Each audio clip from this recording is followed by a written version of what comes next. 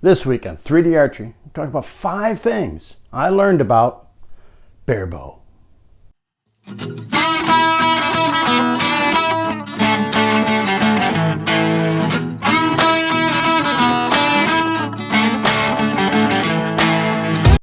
Hey everybody, welcome to 3D Archery. Greg here. All right, we're going to talk about the barebow. 5 things I learned about the barebow. Now, before we get into it, I know people, barebow's not trad archery, barebow's this, barebow's that, yeah. Whatever, you know. I don't know, and I don't really care, all right? I did it because a friend of mine, Ron Olivia, came out here to Louisiana, visited me, and he gave me one. No, I wasn't going to buy one. It's just, I'm not interested. But I got one for free. You know what? I'm open-minded, so I'll try almost anything. I'll see what it's like. You know, let's see what really is and what isn't. And that's what I'm going to talk about today. These are the 5 biggest takeaways that I have on Barebow Archery. Okay, everybody, my first complaint is my biggest, and that is instructions. There are none. And the ones that I have gotten have been as poor as they can get. Now, I received a lot of pushback on this, and I just don't get it. I must be dense or something. Why? I can go to Walmart, buy this can of spray paint. Look at the instructions. Everybody on this planet can figure out how to use a can of spray paint, can't we? Look at the instructions they give us.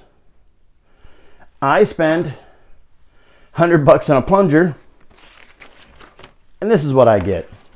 A parts list. That's it. You want to see the back of it? There's the back of it. That's all I get. How in the world am I supposed to figure out how to use a plunger if you don't give me instructions? My AE Elite came with instructions. I don't know who wrote them, but here they are. Mounting. Each of these rests can be mounted to your bow with the bolt supplied or with a cushion plunger. If you want to use a cushion plunger, the spine point can be removed from the standard and microflight and free flight Elite. It has an additional quick detach mount that can be mounted to your bow with the provided 6x32 screws. No pictures, just words. Adjusting. They tell me how to adjust my... Adjusting your rest horizontally before you begin to adjust the arrow support arm. When the arrow support arm is folded into the bow, bad English, when the arrow support arm is folded into the bow, it should lay flat against the window. The arrow support arm has a slight hook in it to cradle the arrow against the spine point or cushion plunger tip. The arrow support arm can be adjusted in 2 ways. For major adjustments, loosen the set screw in the pivot block. For minor adjustments, the adjustment screw. That's it. Now, it does tell you it has a reset where you can have the arm fall in and out, but that's it. Doesn't tell me squat. How am I supposed to figure this out? So you're there, you're going by that. How do you start off? What do you do? What's recommended? What's this? And I put it on Facebook and people slam it. They go, well, Greg, you got access to so-and-so. You should call him. Yeah, I'm going to call him at 2 in the morning. I'm going to call him at 11 at night. I'm going to call him at 6 in the morning. Come on, man. Look, a spray can has it. My gear should have it. I paid $100 and something bucks for something that had no instructions. That, my friends, is not acceptable. My second one is also a peeve. And it's not really one, but it's one that does fit in. And that is, things are not uniform. Some things, my plunger is metric. My rest is standard or English SAE, whatever you want to call it. Right? Grips. Grips from one bow may not fit another bow. Impossible to tell unless you have it in your hand to try it. So I bought grips online, didn't fit. I took it to my belt sander, grounded it in so it would fit. I mean, that's a minor one, but you know what? It would really go a long way to help. Now, I understand why they don't do it. You know, you want to keep people coming back to buy your product, not their product. But overall, if they could make things like that, that'd be great. We did it with the limbs, didn't we? One of the best features of ILF or barebow is the ILF limbs. Greatest thing since sliced bread. I can buy limbs from anybody as long as they're ILF and use them on my bow. I love that. That is fantastic. I wish everybody would go to that. But they won't, because it's all about this. And if we can only keep you buying their stuff, that's what they want. The next one is a plus and a negative. It's a strength and a weakness, and that is the adjustments. Man, can you make some adjustments? And that's why bare bows are so deadly accurate. You can adjust so many things on this bow, so many things for you to be aware of, conscious of, and write down and keep standards of. Those that love bare bow are people that love details, love doing that super. It ain't just tuning. They don't tune. They don't fine tune. They super fine tune. It is amazing. I was taken back by how many. So that's the good side. I mean, you can get this thing down to like regular trad bow, a little more tune it. Bare bow's like you're there. That is almost perfection, right? The downside is if you're not good at tuning or you don't understand it all, you can start chasing your tail. And that's what happened to me. If you watch my series, my misadventures in Barebow, I went out, had to get a new plunger, had to get a new rest, and I couldn't get my arrows to hit right. And I was chasing. I'd make one adjustment or do this, then I'd do that. And I had to change this, and they'd tell me to do this. Everybody would tell you to change something different to get to where you got to go. And that can get confusing. Now, the hard part is for you to block it out and stay focused on what you want. So adjustments is a big one. It's a positive, but it also can be a negative. But I think the positives definitely outweigh the negatives on this one. All right, the next one, it's debatable. I think it's real true. There'll be those that say it's not, but this is a very personal one. I find shooting a bare bow to be much more relaxed. When I say that, it's a tough one because, it's a very innocuous word. Shooting my bare bow, which is 35 pounds, when I'm holding it at full draw, it feels like a 25-pound bow. There is zero effort in holding that thing. It does not fight me. When I shoot my trad bows, my wooden bows, I don't want to call them angry, but that's the best term I can be. At full draw, it's angry. That bow wants to do that. All right? It just wants to come back together. And if it pushes, it pulls, it fights me. You get a bare bow there and it's like, yo, dude. Hey, this is cool. Hey, man. How you doing? You know what? I got this. Don't worry. Just chill out here. Let's have some fun. And it really helped. I can sit there. I shoot fast. I shoot slow. But when I'm in that slow shooting mode, I can hold for frickin' ever. And it ain't the bow making me want to let go. It's me watching that little arrow point go. That's what makes me want to shoot fast. It ain't holding the bow. You get those heavyweight wood bows, man. You're going, okay, I can't. You tell yourself, I can't hold this long. I gotta let this go.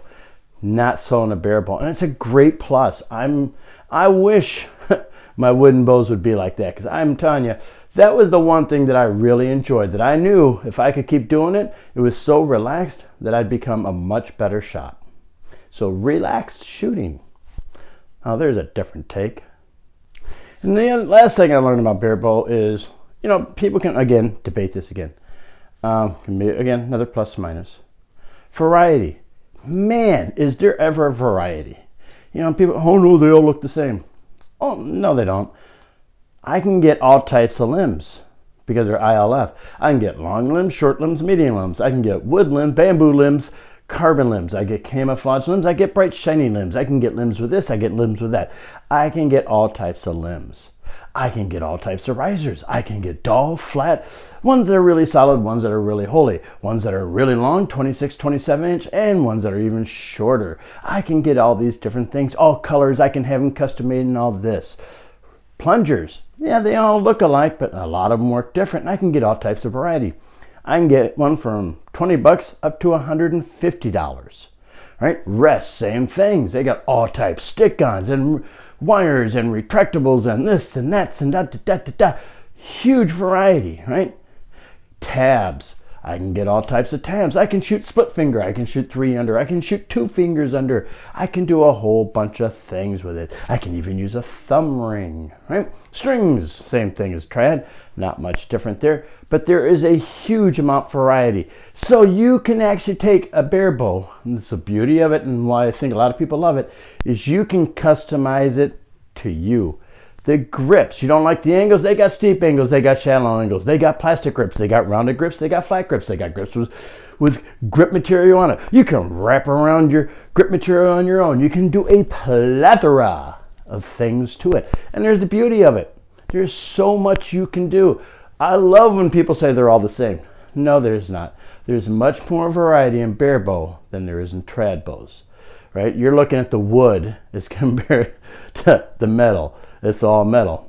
No, sorry, not Bobley makes wooden ILF barebows, and I've seen some people shoot them pretty good, right?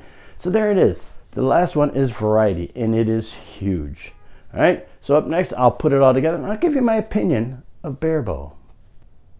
Everybody, there you have it. My 5 big takeaways. Look, they're not really big. That's the 5 biggest things that I, right off the bat, I could tell. Was the lack of instructions. Still rubs me raw. I'm really passionate about that one, and I will argue anybody on that one, because you're wrong if you think it's not wrong, all right? Spray cans have instructions. Come on, people. Everything's not uniform. I wish we would just go to metric. I know that's unfavorable here in America. I don't like fractions. I've never understood them. I can't remember them. I hate reading rulers. I love millimeters and centimeters. I can get it based off 10. 10 of these, 10 of those, 100 of those is a meter, 1,000 of those is a kilometer, yada, yada. I can understand it. That's just me. I know it's not you. And the adjustments, I'm telling you, man, when you can get it down, once you understand all the little adjustments, you can really get deadly accurate. I loved how relaxed they are. I'm telling you, biggest plus for me. And then finally, the variety. You can really make it yours. I went so far as my bow was blue.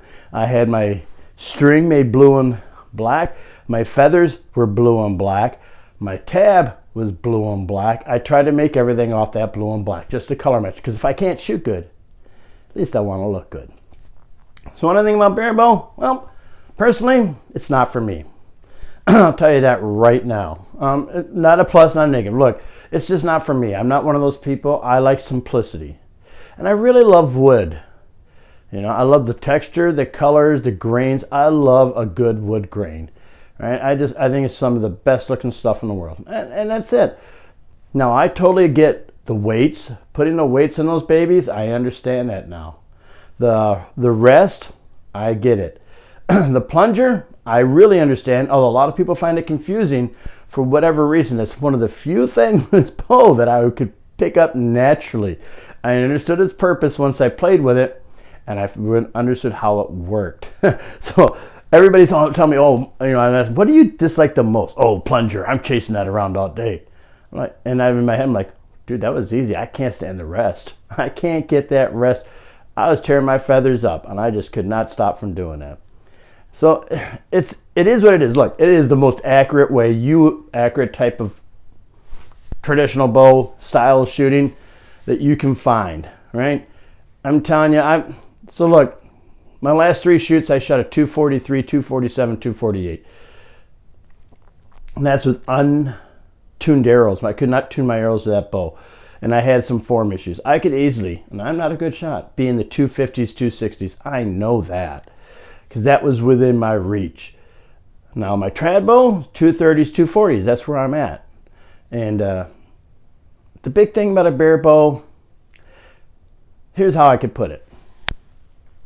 You're shooting here, and you make a bad shot in trad, it lands here. If you're shooting here in barebow, you make a bad shot, it lands here. That is the best way to tell you the difference between the two.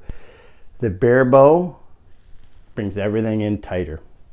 Whether you like it or not, that's up to you. You know what? But I'd say give it a try. Approach it with an open mind. You're going to approach it that you hate it, well, then you're going to hate it. I'm going to continue to use it only for indoor archery. And that's it. All 3D and outdoors, it's going to be my wood bows. That's what I love. I went out and shot my wood bow this weekend. I was so happy. I was just back to where I belonged. You know, it's where I felt comfortable, and I had a ball. All right, everybody? So there you go. 5 things about the barebow. So if you're thinking about it, keep those in mind when you make your selections. Do your research first. Get to know somebody before you buy a plunger or a rest so you understand how they work, little things about it. And don't listen to one person, because everybody has a different way of doing it. All right, here's the website right here where you can find out about all those archery ranges, clubs, and so much more. We got festivals, competitions, governing bodies, and products by me, 3D Archery, right here at 3darchery.net. All right, everybody. Thanks for watching. Don't forget to subscribe. And I'll see you next time with an all-new episode of 3D Archery. All right. Well, where am I going to store this Barebow? I have no place to put it. Oh, little choices.